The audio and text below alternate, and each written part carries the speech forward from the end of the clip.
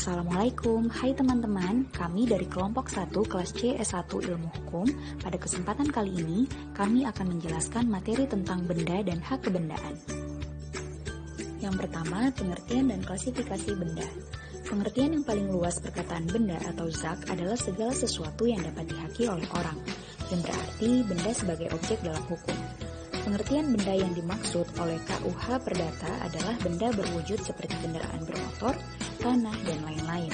Sedangkan benda tak berwujud seperti hak cipta, paten tidak diatur oleh KUH Perdata, melainkan diatur dalam undang-undang tersendiri, yaitu Undang-Undang Perlindungan HKI atau Hak Atas Kekayaan Intelektual.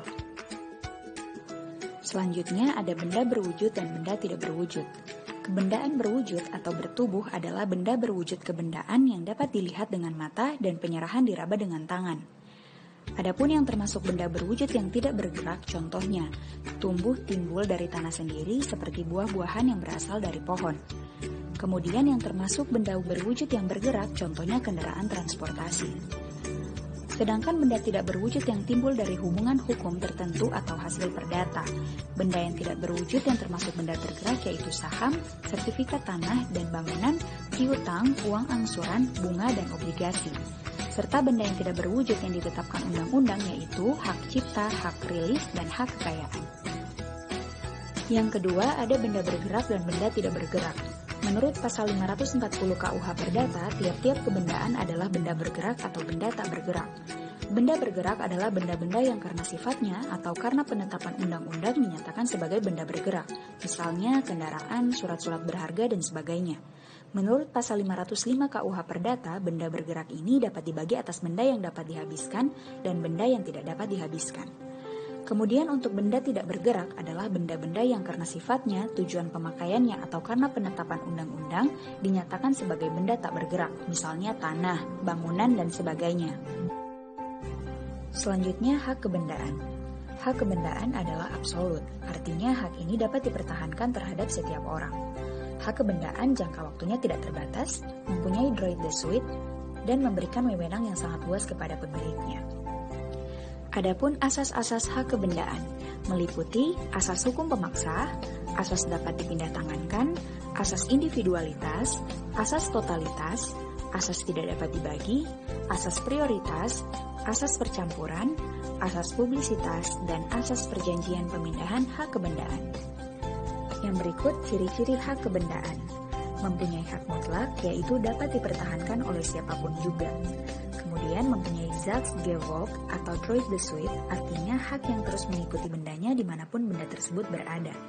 Kemudian mempunyai sistem, yaitu sistem yang lebih dulu terjadi tingkatnya lebih tinggi daripada yang terjadi kemudian. Lalu mempunyai droit de préférence, yaitu hak yang lebih didahulukan dari hak yang lainnya, dan gugatan hak kebendaan disebut gugat kebendaan. Selanjutnya, macam-macam hak kebendaan. Dengan mengingat berlakunya UU PA, secara umum hak kebendaan dibedakan menjadi hak kebendaan yang bersifat memberi kenikmatan, hak kebendaan yang memberikan kenikmatan atas bendanya sendiri, hak kebendaan yang memberikan kenikmatan atas benda orang lain, dan hak kebendaan yang bersifat memberi jaminan.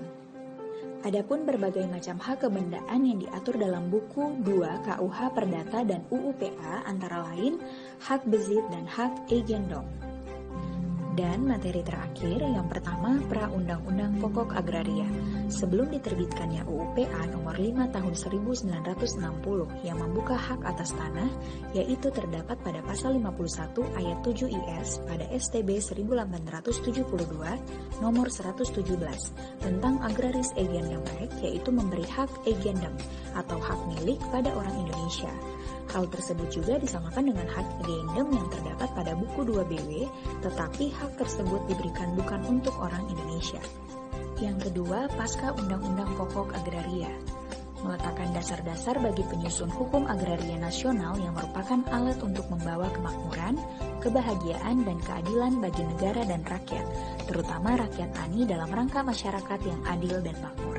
Kemudian meletakkan dasar-dasar untuk mengadakan kesatuan dan kesederhanaan dalam hukum pertanahan, lalu meletakkan dasar-dasar untuk memberikan kepastian hukum mengenai hak-hak atas tanah bagi rakyat seluruhnya. Jika hukum pertanahan difahami sebagai suatu sistem norma, Maka setiap peraturan perundang-undangan yang paling tinggi sampai pada peraturan yang rendah terkait dengan peraturan sistem pendaftaran tanah harus merupakan suatu jalinan sistem yang tidak boleh saling bertentangan satu sama lain. Proses pembentukan norma-norma itu dimulai dari yang paling tinggi sampai yang paling rendah disebut sebagai proses konkretisasi.